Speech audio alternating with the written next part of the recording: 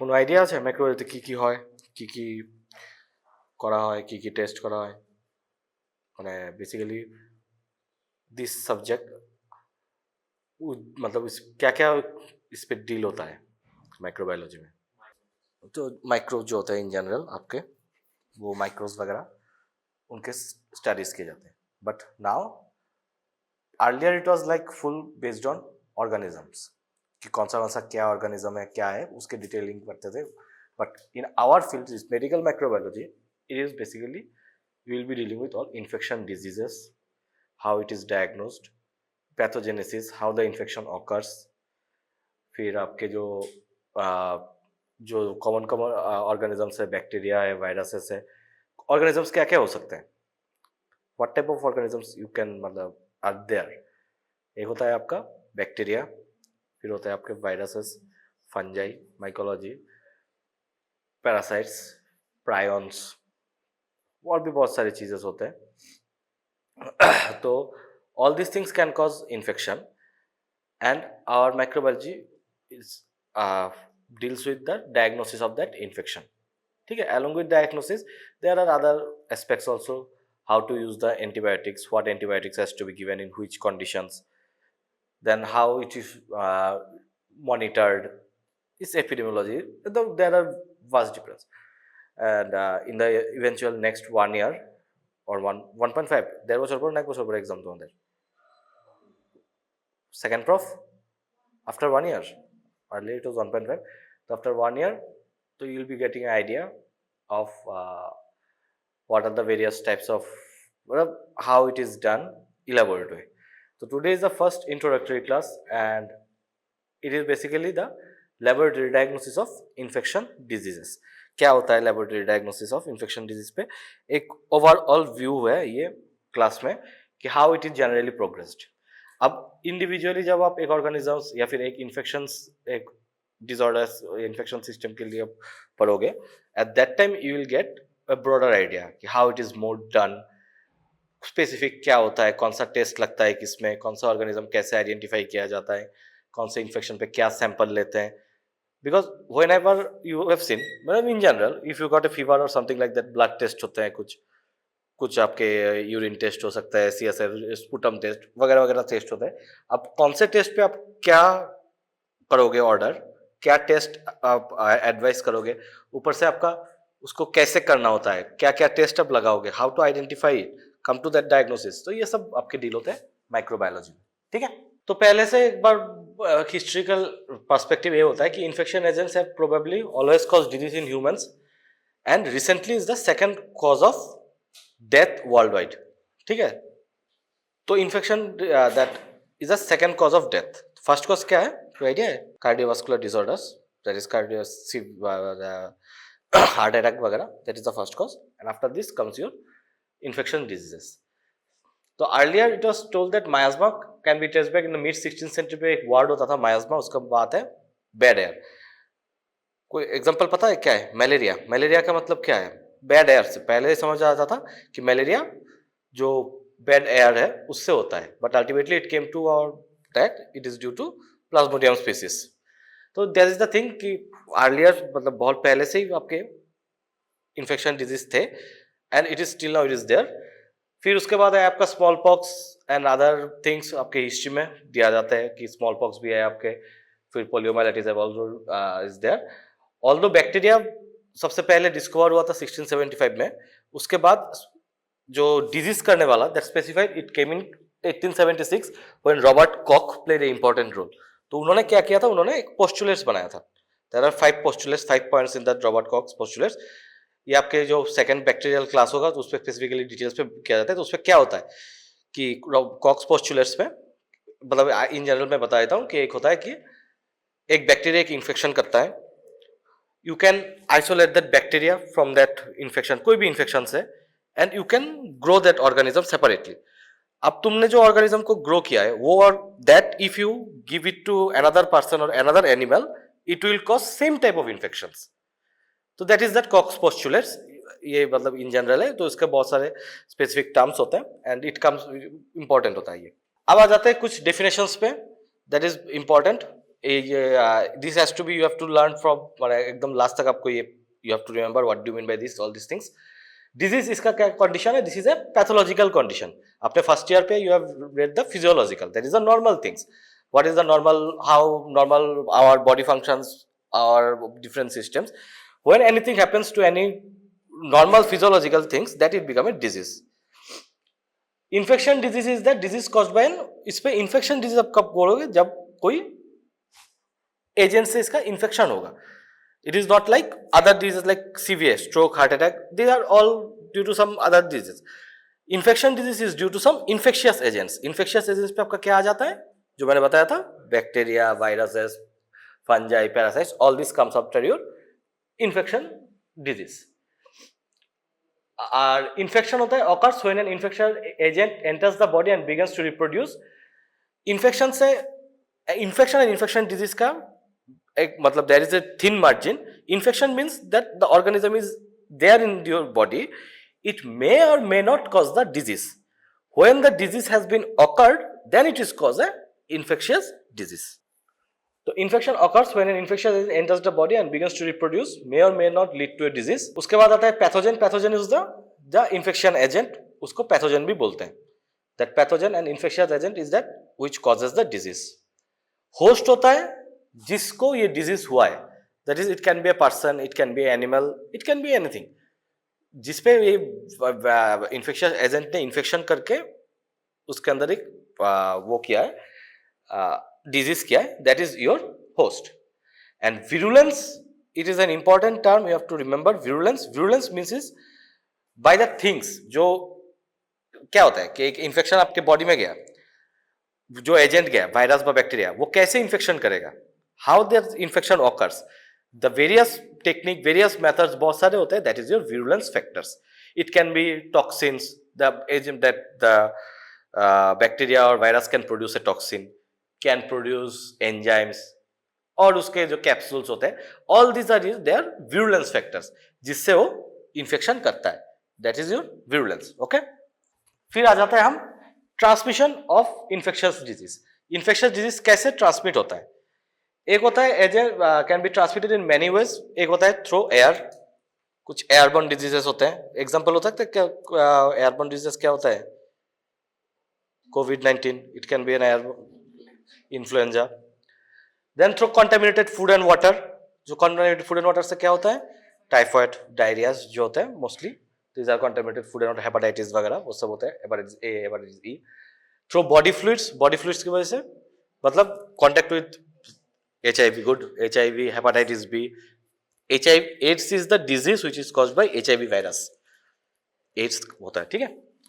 By direct contact with contaminated objects. Contaminated objects होते हैं. It can be if you touch that COVID-19, tetanus. Yes, good. Tetanus can be there with that needle, that thing. By animal vectors such as insects, birds, bats. That is by bites of the insects or bird or bats से होता है. तो उससे कोई example बता सकते हो? Malaria, dengue and all this things by mosquitoes. ठीक है. तो these are the various agents that can cause the infectious disease. तो ये हो गया आपके how the infection disease are transmitted from one person to another.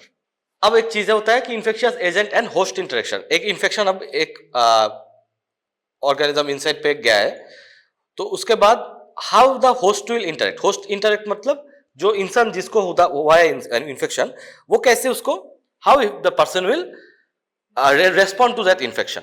अब बहुत सारे चीजें होते हैं. पहले मतलब एक बार ये बिफोर दिस स्लाइड जनरली बात कर लेता हूँ. अगर तुम लोगों ने फिजियोलॉजी पे देखा था कि कोई अगर कट हो जाता है, if there is any cut, then what is the body response? कैसे वो क्लॉट होता है? प्लेटलेट आ जाता है, मैक्रोफेजेस आ जाते हैं, WBCs आ जाता है. उसके बाद आपके जो क्लॉटिंग फैक्टर्स होके फिर वो that is your immune that is response to a cut. Similarly जब कोई भी बैक्टीरिया व कोई भी वायरस जब आपके बॉडी में घुसता है, तो उसके बाद कुछ चीजें होते हैं. जैसे क्या क्या हो सकता है? मोस्टली योर मैक्रोफेजेस और योर न्यूट्रोलिम्फोसाइट्स जो होते हैं आपके फिजियोलॉजी पे, that is your immune responses जो होते हैं, cells, B cells, T cells, they come into play. तो मैक्रोफेजेस जो होते हैं, सबसे पहले होता है मैक्रोफेजेस. तो मैक्रोफेजेस आके आपका जो ऑर्गेनिज्म है उसको एनगल्फ कर लेता है, निकाल लेता है. उसके बाद उसके अंदर उसको मॉडिफाई करता है, उसको ब्रोकन मतलब उसको तोड़ देता है, and that it will play an important role कि क्या होगा, कुछ इन्फेक्शन आप प्रिवेंट हो सकता है क्योंकि आपके बॉडी के इम्यूनिटी से, और कुछ अगर प्रिवेंट नहीं हुआ that will cause the infection disease. तो जो microbial encounter with an entry in the host पे क्या होता है, माइक्रोबियल ग्रोथ आफ्टर एंट्री के बाद अगर जो मैक्रोफेज है उसको मार दिया तो मार दिया, नहीं मार दिया तो ये मल्टीप्लाई करेगा, ठीक है, मल्टीप्लाई करेगा। और उसके बाद avoid इनेट host defence. इनेट host defence का क्या होता है, इनेट इम्यून रिस्पॉन्स पढ़ा था ना, सेल्फ जो इम्यूनिटी आपके बॉडी में होता है, मतलब इनबॉर्न जो जनरल होता है, तो that immunity will come into play and it will prevent the infection.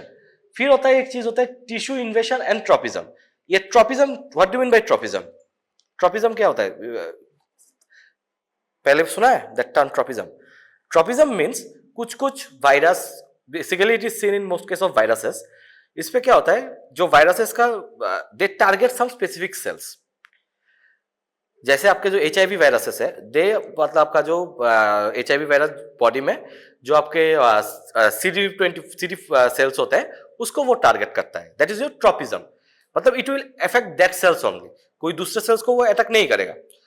तो that type of things if is there, तो वो होता है। फिर टिश्यू इन्वेशन होते हैं, टिश्यू को अफेक्ट करता है, ultimately there is tissue damage. और टिश्यू डैमेज होने के बाद ही आप लोगों ने पढ़ा होगा जो आपके cytokines and all this things जो डेड सेल से निकलता है, that codes you all your response, the immune responses, ठीक है। जो tissue pus formations and all these things depends on that thing only, how the body will enact.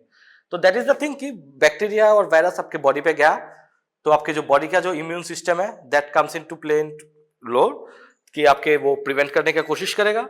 तो अगर prevent कर लिया तो कर लिया, नहीं तो फिर it will, the organism will multiply and they will cause the tissue damage and ultimately your infection. This is your simple term. This is followed by most of the organisms. अब आप जब इंडिविजुअली जब आप organisms के हिसाब से आप जाओगे तो इंडिविजुअली आप you will get to know that how there is pathogenesis, how the infections occurs, that is for different organisms के लिए डिफरेंट डिफरेंट होते हैं। दैट इज आपके इन्फेक्शन सेपरेट बाद वाले क्लास पे आपको पता चलेगा।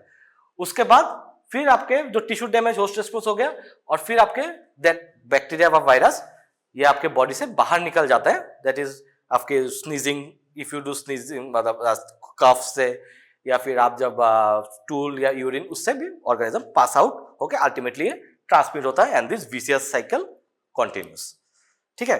दैट इज इन्फेक्शन आपके बॉडी में आया, बॉडी से बाहर आया, दूसरे इंसान को इन्फेक्ट किया and all this things will carry on. This is that what I was telling कि जो इन्फेक्शन है आपके बॉडी के जो एपिथेलियल सेल से first it will go inside, फिर उसके बाद ये मैक्रोफेज पे जाता है, फिर कुछ नर्व सेल्स पे जाते हैं, then it goes to your lymphatics.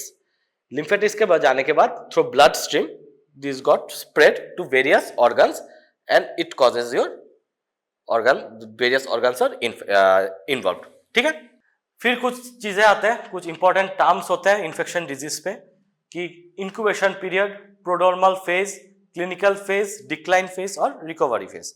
ये आपके मतलब पूछे जाते हैं। फिर आपके आप जब प्रैक्टिस करोगे then you will get to know कि इंक्यूबेशन पीरियड क्या होता है। इंक्यूबेशन पीरियड होता है आपको इन्फेक्शन हो गया, उसके बाद आपका जो साइन एंड सिम्टम्स आएगा, science and symptoms, that phase is known is your incubation period. Different organisms के लिए डिफरेंट होता है, कुछ होता है 2-3 दिन में आ सकता है इन्फेक्शन, कुछ takes long times, it takes months or years to take the to cause the infection, ठीक है। तो that is your incubation period. फिर आ जाता है आपके प्रोड्रोमल फेज। प्रोड्रोमल फेज होता है इनिशियल फेज, इस पे जस्ट माइल्ड सिम्टम्स रहता है और नॉन स्पेसिफिक सिम्टम्स रहता है, तो इसका आपको पता नहीं चलता है कि कौन सा इन्फेक्शन है, क्या है। तो ऐसे फीवर, माइल्जिया वगैरह ये सब इन जनरल होता है। Then comes your clinical phase. Clinical phase is that thing where the person experience typical signs and symptoms of disease. Typical signs मतलब कुछ कुछ डिजीज के टिपिकल साइंस होते हैं। जैसे आपके जो टाइफाइड होता है, टाइफाइड का क्या है typical science? High grade fever होता है और स्टेप लैडर टाइप फीवर होता है, मतलब आज मतलब धीरे धीरे ये बढ़ता जाता है। फिर आपके ब्रेडिकार्डियास होते हैं एंड डिफरेंट डिफरेंट फीचर्स होते हैं।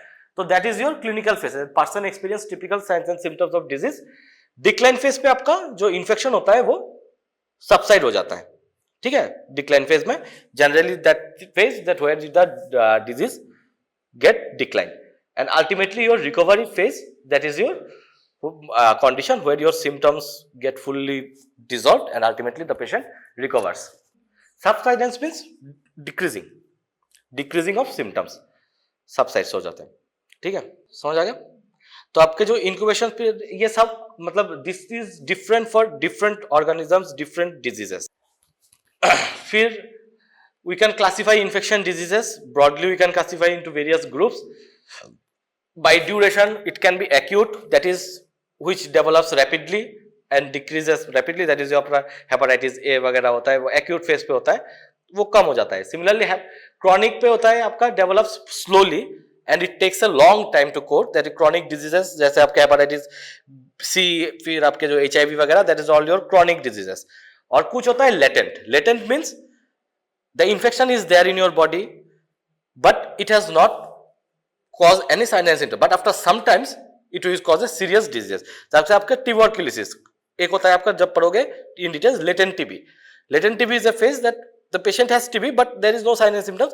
When the condition comes, at that time the patient develops all that signs and symptoms, all the symptoms of the TB. Period of no symptoms between outbreak or illness, that is the difference of that is the latent phase. Then आपके आ जाते हैं location के हिसाब से, local infection, systemic infection. Local infection जैसे एक swelling हो गया, एक एब्सेस हो गया, लोकल, दैट इज जस्ट एक पार्ट पे, एक बॉडी पार्ट पे. सिस्टमिक का मतलब spread to the whole body, ठीक है. Spread to the whole body पे कैसे वो स्प्रेड करता है? In general normally organism spreads to your blood stream. आपके ब्लड पे आ गया तो फिर ब्लड के थ्रू ये आपके वेरियस जो ऑर्गन्स होते हैं, everything will get involve and it will cause the disease. फिर आ जाता है आपका टाइमिंग के हिसाब से. प्राइमरी मींस एक नॉर्मल पर्सन है, हम लोग जैसे नॉर्मल पर्सन, हम लोग को कोई इन्फेक्शन हो गया, that is your primary infection. Secondary means the person is immunocompromised because of various reason. अब इम्यूनो कॉम्प्रोमाइज्ड का क्या मतलब है? इम्यून रेस्पॉन्स, हम लोग मतलब नॉर्मल जो इम्यून रेस्पॉन्स है that is working in a immuno competent patient, it is good, well, good and fine. हम लोग जैसा है, कोई इन्फेक्शन नॉर्मली नहीं होता है, मतलब कोई सीरियस इन्फेक्शन कुछ भी, मतलब or we didn't get, but in some cases our body immune get compromised. Compromised का मतलब है it doesn't work properly. तो there are various reasons of immunocompromised, various reasons.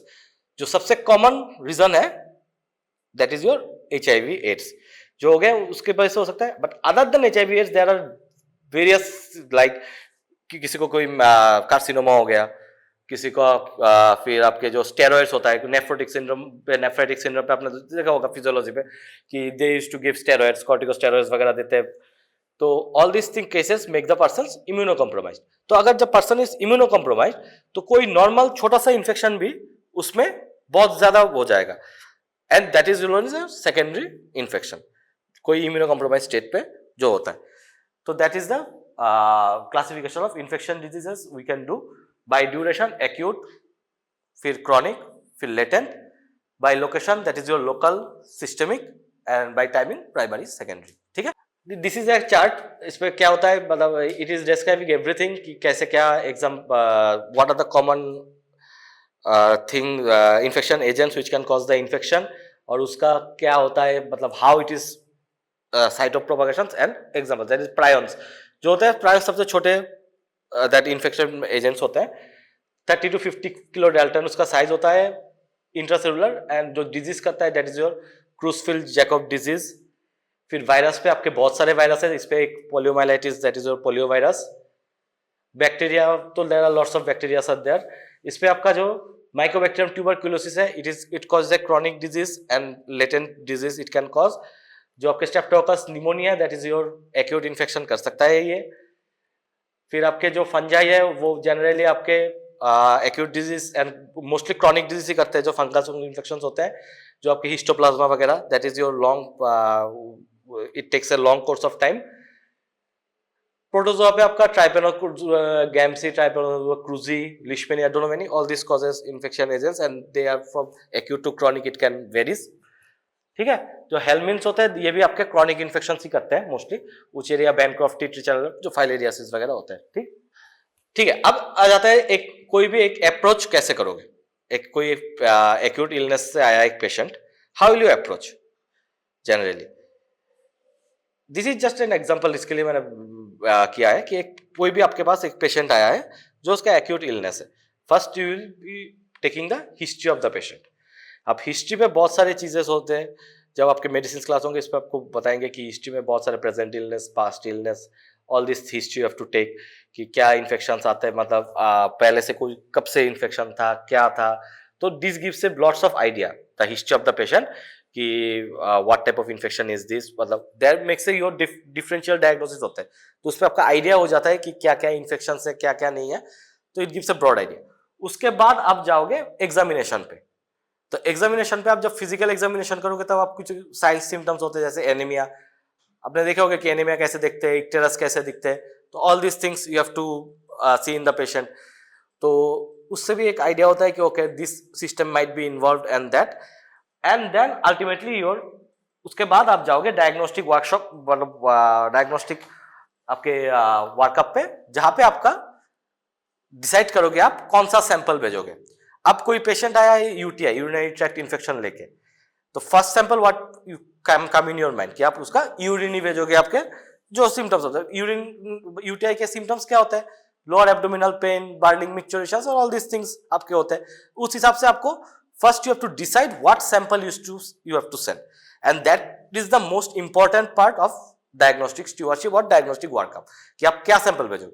अब कोई रेस्पिरेटरी का इन्फेक्शन का कोई पेशेंट आया जो खांस रहा है, कॉफ रहा है, तो in this patient you will not send the urine sample, you have to send the sputum sample, और जो भी आपके बेल सैंपल हो या फिर जो भी आपके जो ट्रैकियल एस्पिरेट हो, all this things you will send, not that urine sample वगैरह. अब एक पेशेंट आया फीवर का, लॉन्ग टर्म फीवर का, तो first sample what you will send, blood sample, blood sample of the patient, कि आपका देखने के लिए कि कौन सा कोई बैक्टीरिया है या फिर कुछ है कि नहीं.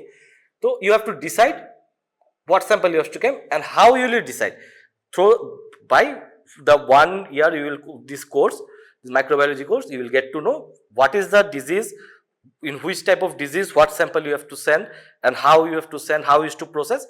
You will be dealing with all these thing in this whole year. Okay, तो this is the thing that diagnostic workshop पे हम लोगों ने यहाँ पे ब्लड कल्चर भेज दिया है. ब्लड पे हम लोग कल्चर कर सकते हैं. फिर आपके जो CBC, WBC वगैरह है, that thing we can see. फिर आपके serum electrolytes, blood nitrogen, serum creatinine, serum glucose, LFT वगैरह, all this things we can look after. ठीक है, तो दिस गिव्स ए तो कुछ चीजें आपको याद रखना होगा, and this is much more important कि जो स्पेसिमेन जो भी आप सिलेक्ट करके आप भेजते हो, the quality of the material should be adequate.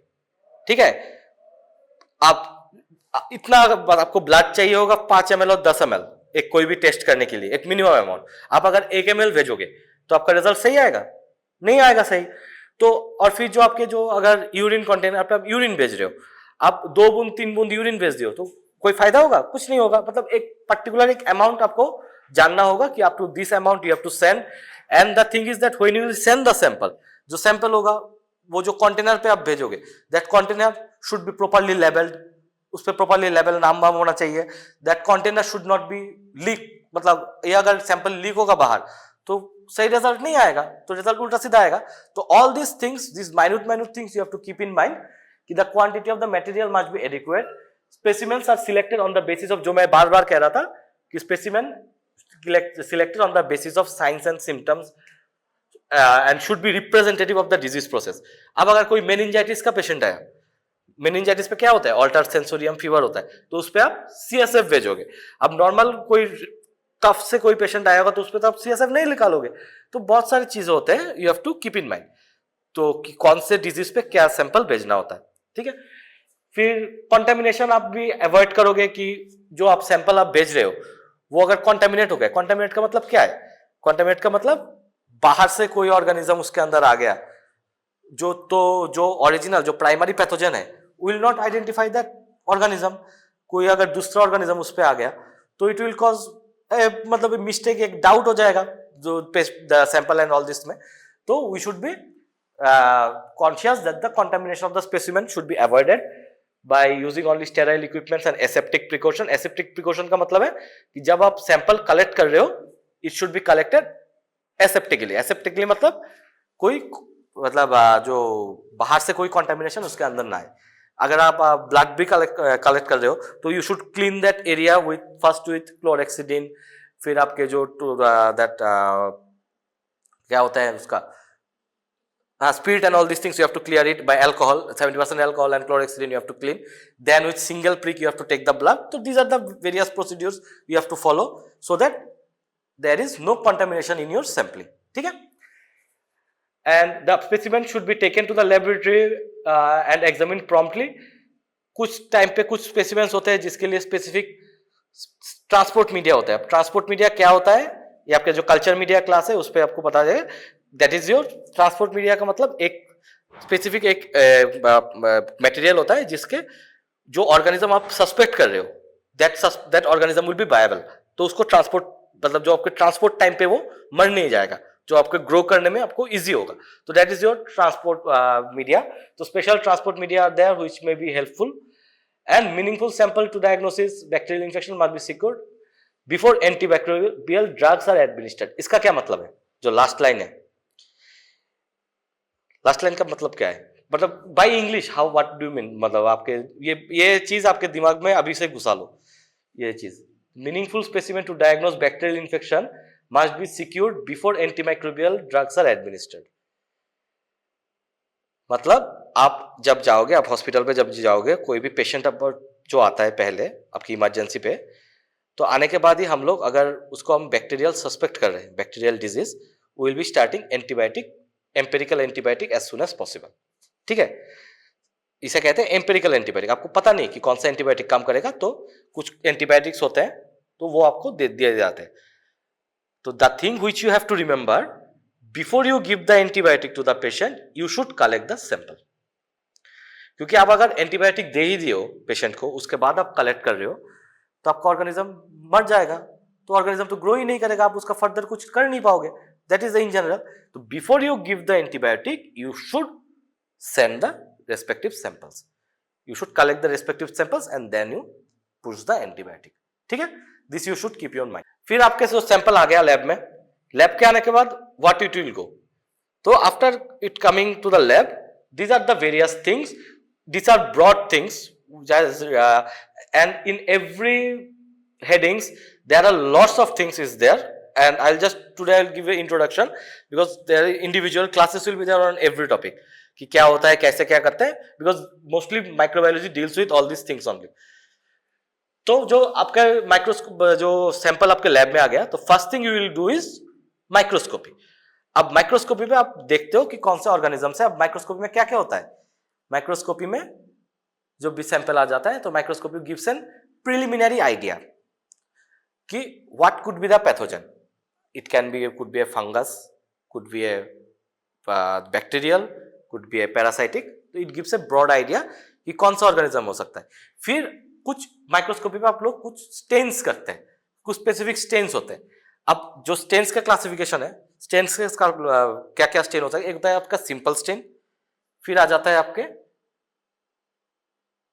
अच्छा वो स्टेन का क्लास होगा, ठीक है, जो सिंपल स्टेन, फिर आपके आ जाते हैं डिफरेंशियल स्टेन जिसपे आप डिफरेंशिएट कर सकते हो, फिर आ जाता है आपके कुछ होते हैं आपके जो इम्प्रेग्नेटेड स्टेन्स होते हैं, दैट इज योर स्टेन्स। तो कॉमनली यूज्ड जो माइक्रोस्कोपी में हम लोग यूज करते हैं, and you have to do in your exam, you have to practice it regularly, that is your gram staining. तो gram staining is the main, you have to understand that it gives an idea either the organism which is there in that, आपका जो specimen है gram positive है या gram negative है, it gives a broad idea. उसके basis पे आप एक प्रिलिमिनरी रिपोर्ट आप क्लिनिशियंस को दे दोगे, तो दे विल स्टार्ट द ट्रीटमेंट कि ओके ग्राम नेगेटिव, क्योंकि ग्राम नेगेटिव के लिए कुछ स्पेसिफिक एंटीबायोटिक्स होते हैं, ग्राम पॉजिटिव के लिए कुछ स्पेसिफिक एंटीबायोटिक्स होते हैं। सिमिलरली कोई फंगल एलिमेंट्स अगर दिख लिया, तो हम लोग अगर इन्फॉर्म करेंगे तो anti fungals they will start and various, तो it gives an basic main idea कि what type of organism is there. ठीक है, तो ग्राम स्टेन हो गया। फिर आ जाता है आपका एक और एक स्टेन होता है आपका एसिड फर्स्ट स्टेन। ठीक है, तो एसिड फर्स्ट स्टेन का मतलब है जो ऑर्गेनिज्म एसिड फास्ट होता है, मतलब दैट इज योर टीबी के लिए बेसिकली किया जाता है, ट्यूबरक्यूलोसिस के लिए, डायग्नोसिस के लिए। तो that acid first stain that also you have to do, Z N staining also you have to learn in this whole 1 year and you have to give exam on it.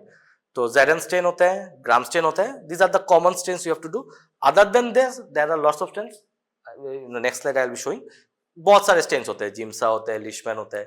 All these things we have to do for various diagnosis of various infections. ठीक है. फिर आपका microscopy का आप कर लिया. उसके बाद आ जाता है आपके कल्चर टेक्निक्स. कल्चर टेक्निक्स पे क्या होता है? You will grow the organism. जो आपका पैथोजेनिक ऑर्गेनिज्म है उसको आप ग्रो करोगे, क्योंकि आपको आइडेंटिफाई करना है. तो आप जो बैक्टीरिया है उसको आप देख के आइडेंटिफाई नहीं कर पाओगे कि कौन सा बैक्टीरिया है, बिकॉज ग्राम नेगेटिव पे आपका सब आ जाता है. E coli, escherichia coli, klebsiella pneumoniae, salmonella, typhi, all this thing. अब सबके लिए डिफरेंट डिफरेंट ट्रीटमेंट्स होते हैं. तो आपको आइडेंटिफाई करना पड़ेगा कि कौन सा ऑर्गेनिज्म है. तो आइडेंटिफाई हम कैसे करते हैं? उसको हम ग्रो करके. तो ग्रो करने के लिए हम आर्टिफिशियल मीडियाज यूज होते हैं. मतलब जनरली हम लोग की बॉडी पे जो ऑर्गेनिजम्स ग्रो करते हैं, क्योंकि body is a good media, तो वो ग्रो कर जाता है. आप जब उसको बाहर पे आप ग्रो करना चाहोगे, आप ऐसे बैक्टीरिया को ग्रो नहीं कर पाओगे. उसके लिए एक स्पेसिफिक कंडीशंस देना पड़ता है, एक स्पेसिफिक एनवायरनमेंट देना पड़ता है, जिसे कहते हैं कल्चर. जो आर्टिफिशियल मीडियाज होते हैं वो कल्चर टेक्निक्स होते हैं. ठीक है. तो that culture techniques done by various types of medias. तो उस पर बहुत सारे मीडियाज होते हैं, and there are various classifications of medias होते हैं, solid media, liquid media and all this things. तो उसके बाद आप ग्रो करवाओगे जो ऑर्गेनिज्म. अब जो ऑर्गेनिज्म ने आपने ग्रो किया, now how will you identify, okay this is this bacteria. मतलब हजारों बैक्टीरिया है, आप कैसे आइडेंटिफाई करोगे कि कौन सा क्या बैक्टीरिया है?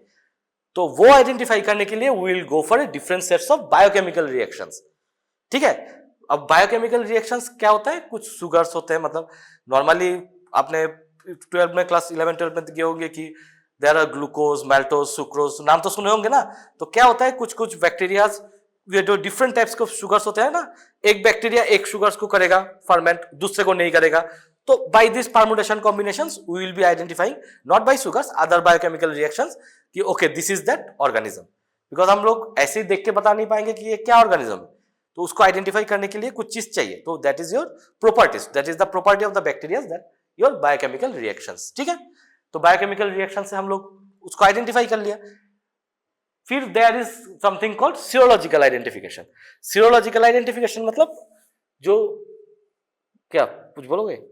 जो सीरोलॉजिकल आइडेंटिफिकेशन का मतलब है, तो कुछ टेस्ट होते हैं, सीरोलॉजिकल टेस्ट, जिसपे क्या होता है कि उसका जो एंटीजन है, जो भी बैक्टीरिया, जो भी वायरस का कुछ भी पार्ट्स होता है, उसको हम कोई भी मतलब रिएक्शन, जैसे आपके जो कॉम्प्लीमेंट्री टेस्ट होते हैं, फिर आपके एलाइजास वगैरह, उस पर आप उसको मतलब रिएक्शन करवा के हम लोग देखते हैं कि कौन सा क्या ऑर्गेनिज्म है. That is latex agglutination test. मतलब I will show in the slides कि उस पे बेसिस पे हम लोग उसको सीरोलॉजिकली आइडेंटिफाई कर सकते हैं. मतलब and it is done, serological test are done basically of the serum of the patient. जो पेशेंट का जो सीरम होता है उससे हम लोग जनरली वो करते हैं. और मॉलिकुलर बायोलॉजी पे जो अल्टीमेटली आपका अभी इट इज डेवलपिंग, सब में हम लोग कर सकते हैं PCR, which gives a more precise. नाम तो सुना होगा कोविड के टाइम पे आरटीपीसीआर वगैरह. तो that PCR we have to do, and for every organism there are some PCRs होते हैं, सीक्वेंसिंग होते हैं. This are high end molecular techniques.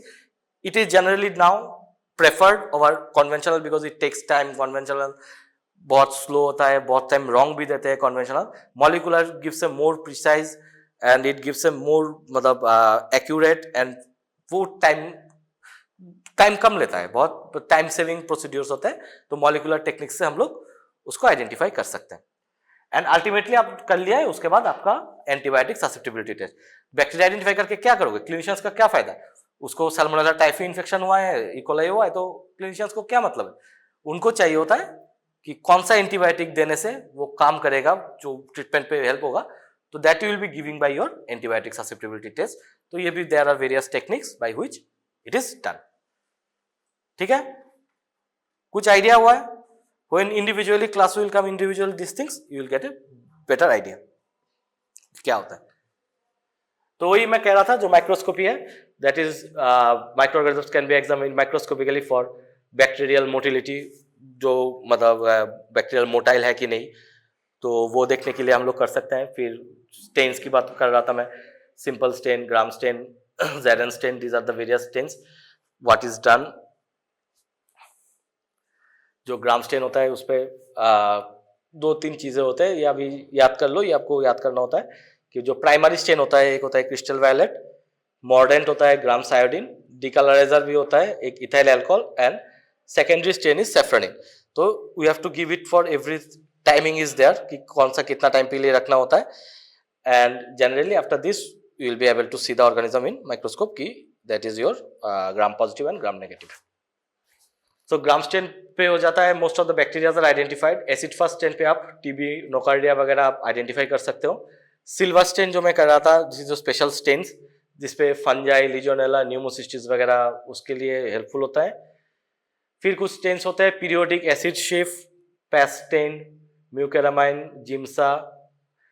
तो these are the things by which we can look after it. और फिर जो है antibody probes वगैरह, कल्चर वगैरह, तो ये माइक्रोस्कोप के बेसिस पे आप लोग कर सकते हैं.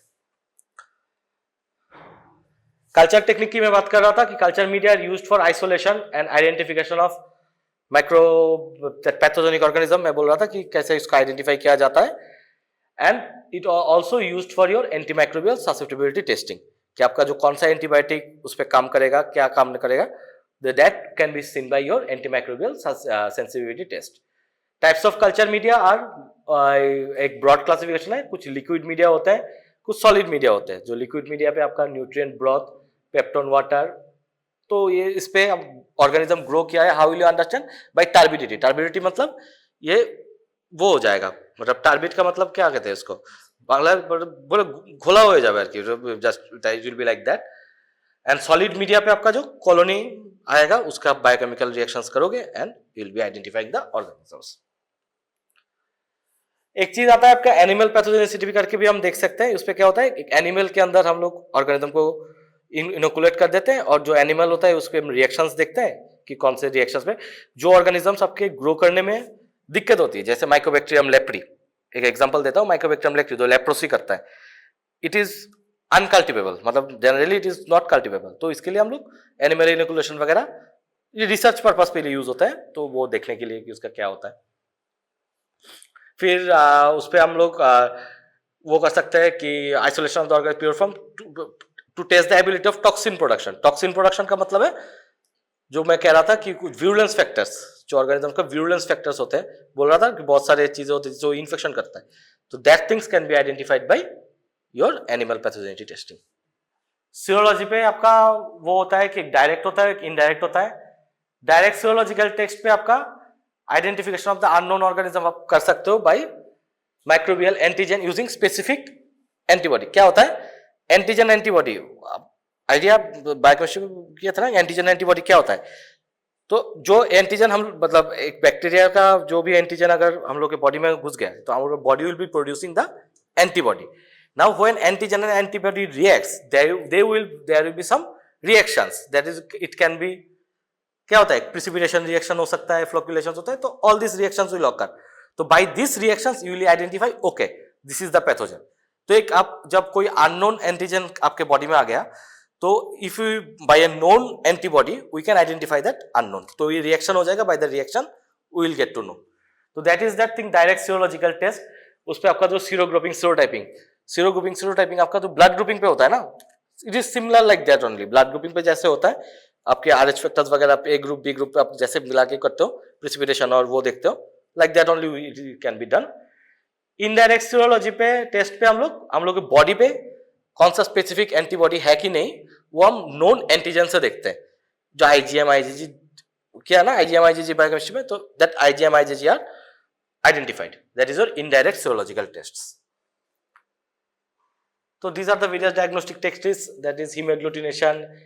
EIA का फुल फॉर्म होता है एंजाइम इम्यूनो एसे. ठीक है, enzyme immuno assay, latex agglutination, complement fixation, immunofluorescence, ये फ्लोरेसेंट टेक्निक से होते हैं. तो these are the various types of tests by which you can identify that organisms.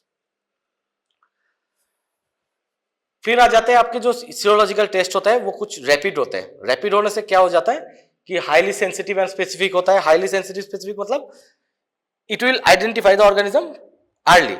ठीक है, and it will not give a false positive और false negative result. मतलब this rapid diagnostic test they are having high negative and positive predictive values. Predictive values का मतलब होता है कि ये इन्फेक्शन है, तो it will give an idea कि okay this infection is there. High accuracy compare to gold standard, simple to perform. Rapid पे आप बहुत सिंपल होता है, जस्ट एक आईसीटी पे आप एक ब्लड ड्रॉप डाल दोगे, फिर आपके बैंड आ जाएगा, आप डायग्नोस कर लोगे कि कौन सा क्या इन्फेक्शन है. तो ये आपके जो डिटेल्स पे आपके हेपेटाइटिस वगैरह जो क्लासेस होंगे उस पे आपको उसका जो प्रिंसिपल्स होते हैं, हर टेस्ट का प्रिंसिपल सेपरेट सेपरेट होता है. At that time you will get to know कि कौन से टेस्ट पे क्या होता है. रैपिड टर्न अराउंड टाइम का मतलब बहुत जल्दी आपका रिपोर्ट आ जाएगा, टैट बहुत जल्दी हो जाएगा, and it is cost effective. तो जैसे कल्चर का मैं बात कर रहा था कि लेबर इंटेंसिव होता है, स्पेसिफिक मीडिया, तो वही कह रहा था कि अभी जो कल्चर टेक्निक्स है, this things we are avoiding, we are going more towards your molecular, because molecular gives a easy to diagnosis and बहुत अर्ली होता है, मतलब डायग्नोसिस बहुत अर्ली होता है एंड बहुत cost effective and all this things are there. तो we are more going towards your this molecular techniques. ठीक है, तो मॉलिक्यूलर टेक्निक्स पे आपका जो जेनेटिक प्रोब्स होते हैं, तो प्रोब्स पे क्या डिटेक्ट करता है, जो बैक्टीरिया व वायरस होता है उसका जो डीएनए सेगमेंट या फिर जो आरएनए सेगमेंट्स होते हैं, तो all this things are your detected by your DNA probes.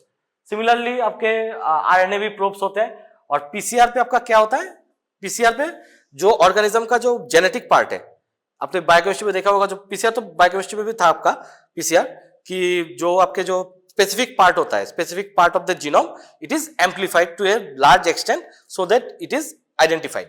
So that is the simple terms of your PCR techniques and all these things. So this is done in molecular biology techniques.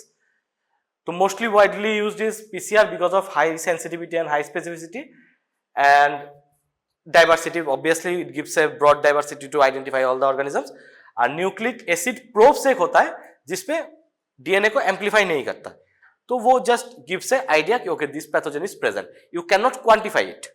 ठीक है, so this is the things. Other uses of molecular diagnostic, आपके जो viral load monitoring, load monitoring मतलब आपके body में कितना virus है, that is helpful for your treatment और प्रोग्नोसिस के लिए. तो इट गिव्स आइडिया कि viral load monitoring, viral genotyping, कौन सा वायरस क्या है, बैक्टीरिया का हम लोग रेजिस्टेंस भी डिटेक्ट कर सकते हैं, क्योंकि nowadays resistance is also important. Resistance का मतलब क्या है कि जो आपके एंटीबायोटिक्स है वो काम नहीं कर रहा है, तो एंटीबायोटिक्स पे रेजिस्टेंस आ गया, तो it is genes can be detected by molecular diagnostics and bacterial genotyping पे आप लोग कर सकते हैं. ठीक है, और AST का मैंने बताया था कि क्या होता है कि एक प्लेट पे हम लोग देखते हैं. तो these are the various testing methods how it can be done. That is your MICs can be detected. फिर डिस्क डिफ्यूजन मेथड एक होता है जिसपे आप डिस्क लगा के उसके आप देखते हैं, और एमबीसी मतलब मिनिमम बैक्टीरियासाइडल कितने वे कम होता है. तो ये आपको बाय हैंड करना पड़ेगा, आपके जो प्रैक्टिकल क्लास होंगे उस पे आपको दिखाए जाएंगे कि क्या होता है. अब इस पे क्या होता है, देखो आप ट्रीटमेंट पे आप देखोगे जो स्पेसिफिक कुछ डिजीज कंडीशन पे स्पेसिफिक कौन सा एंटीबायोटिक्स दिया जाता है. तो this is nothing but that by antibiotic susceptibility testing only we get to know. ये आपके जो बुक पे उसमें लिया हुआ है. Now an important part is prevention. How to prevent the infection disease. Every disease, सब disease का एक weak point होता है, and that weak point you have to identify and you have to prevent the disease at that point. एक diagram दिखाता हूँ मैं. This is the thing. If you remember this cycle, this will give you a broad idea how you can break the chain. Break the chain का मतलब you are preventing the disease to cause the infection. आपका जो infection agents होता है, ये आपके पहले आप देखोगे कि आपका जो इन्फेक्शन है जैसे आपका बैक्टीरिया, वायरस, फंगाई, प्रोटोजोआ, रिकेशिया जो भी है, एक रिजर्वायर होते हैं. जो बैक्टीरिया जो भी होगा, वायरस होगा, ये एक रिजर्वायर का मतलब उस पे ये बैक्टीरिया वायरस है. उसके बाद ये पोर्टल ऑफ एग्जिट, मतलब रिजर्वायर से एग्जिट हो गया. एग्जिट हो गया मतलब it can be human also, it can B animal also, जो भी है उसके एग्जिट हो गया. उसके बाद ये ट्रांसमिट हो गया टू द अदर पर्सन. ठीक है, तो डिजीज एक पर्सन से दूसरे पर्सन पे आ गया, and then from that person, if the person is susceptible host का मतलब है that the person will get the infection. तो that thing that the person will get the infection, in that person the infection will occur. If you can break in between, either from portal of entry मतलब आपको organism को आप घुसने ही दोगे body पे। Reservoir का मतलब है उसके अंदर आपको उसको बढ़ने नहीं दोगे, you can stop the organism. फिर दैट पोर्टल ऑफ एग्जिट मतलब जब बाहर आता है organism, at that point you can break it by various techniques, by giving treatment, by antibiotics और जो भी है वैक्सीन, उससे हो गया। फिर आपने जो प्रिकॉशंस ले लिया, कुछ स्टैंडर्ड प्रिकॉशंस ले लिया जिससे वो इन्फेक्शन कोई दूसरे पर्सन को ना जाए, तो if you can break this chain तो your that infection will get prevented. ठीक है, तो this is that you have to understand that how will you do this. तो इसके लिए जो चीजें होते हैं, सबसे बात early diagnosis. The first step in control of the communicable disease is rapid identification. आप अगर एक इन्फेक्शन को आइडेंटिफाई कर लोगे पहले and you give the treatment to the patient, तो the infection will not spread, the infection will not increase. फिर आपका नोटिफिकेशन होता है कि जो इन्फेक्शन डिजीज डिटेक्ट हुआ है, आपके जो हॉस्पिटल में अगर डिटेक्ट हुआ है तो आप हॉस्पिटल अथॉरिटी को आप इन्फॉर्म कर दोगे कि this infection has occurred in the hospital, तो the hospital will get aware, okay this infection is there, we should take some action. तो this notification is an important thing. अब ये notification सिर्फ हॉस्पिटल पे नहीं, आपकी जो स्टेट गवर्नमेंट है, सेंट्रल गवर्नमेंट है, that thing also you can have to notify disease. जैसे कोविड के टाइम पे क्या होता था कि जो कोविड कितने केसेस आए हैं, क्या केसेस आए हैं, all this thing you have to notify to the state government. तो सिमिलरली कोई भी डिजीज अगर होता है उसको नोटिफाई करना होता है, तो आप नोटिफाई कर दियो। उसके बाद आप इन्वेस्टिगेट, एपिडेमियोलॉजिकल इन्वेस्टिगेशन होता है, तो एपिडेमियोलॉजिकल इन्वेस्टिगेशन पे उसका एपिडेमियोलॉजी कि क्या इन्फेक्शन है, कहां से आया है, all this things are studied. फिर आपका जो इंपॉर्टेंट है आइसोलेशन। आइसोलेशन का मतलब जो इन्फेक्टेड पर्सन है उसको आप आइसोलेट कर दोगे, मतलब उसके पास कोई नहीं जाएगा, मतलब कोई नहीं जाएगा विदाउट टेकिंग प्रिकॉशंस, तो the disease will not spread from that person. This is the oldest method of your prevention. फिर आप ट्रीटमेंट दोगे, द पर्सन हु इज जो आइसोलेटेड पर्सन है उसको आप ट्रीटमेंट दोगे, ट्रीटमेंट देके उसको आप ठीक करोगे। और एक चीज हो सकता है आप क्वारंटाइन। क्वारंटाइन का मतलब कोविड के टाइम पे आप सुने थे जो नॉर्मल पर्सन है, जो नॉन इन्फेक्टेड पर्सन है, they get isolated, that is the quarantine, that is to make that the infection is not spread. So all these steps are your important for early diagnosis, notification, epidemiological involvement आपका हुआ है कि नहीं, फिर आपका जो आपका क्या होता है आइसोलेशन, ट्रीटमेंट दोगे, और जो पर्सन है जिसको इन्फेक्शन हुआ नहीं उसको क्वारंटाइन कर दोगे। तो these are the few steps by which any infections can be prevented. This is for in general. For every other things, for specific diseases, specific actions has to be taken. So this is normally procedure. If you don't know what type of infection is this, these are the methods by which you can prevent the spread of infections. ठीक है।